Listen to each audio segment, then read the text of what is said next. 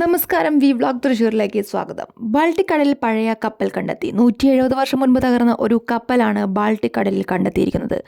Baltic tech diving സംഘമാണ് തകർന്ന കപ്പൽ സ്വീഡിഷ് ദ്വീപായ ഒലണ്ടിൽ 37 കിലോമീറ്റർ അകലെയായി കണ്ടെത്തിയത്. ഇതിനുള്ളിൽ നിന്ന് 100 ഷാംപെയിൻ മദ്യക്കുപ്പികളും ലഭിച്ചു. മദ്യക്കുപ്പികൾക്ക് പുറമെ മിനറൽ വാട്ടർ, കളിമൺ പാത്രങ്ങൾ എന്നിവയും കപ്പലിൽ നിന്ന് കണ്ടെത്തി. എന്നാൽ ഷാംപെയിൻ മദ്യക്കുപ്പികൾ കണ്ടെടുത്തതല്ല, മറിച്ച് മിനറൽ വാട്ടർ കണ്ടെത്തിയതിലാണ് ചരിത്രപരമായി പ്രാധാന്യമുള്ളതെന്ന് ഗവേഷകർ പറയുന്നു.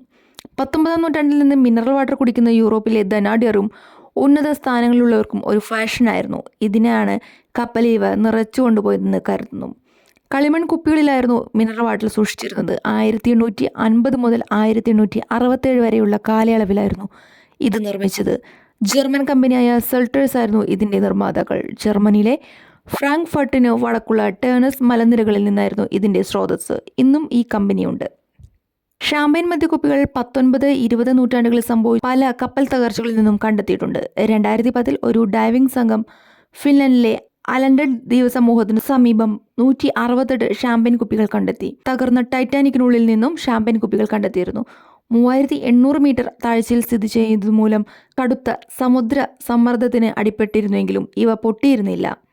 നന്ദി, നമസ്കാരം.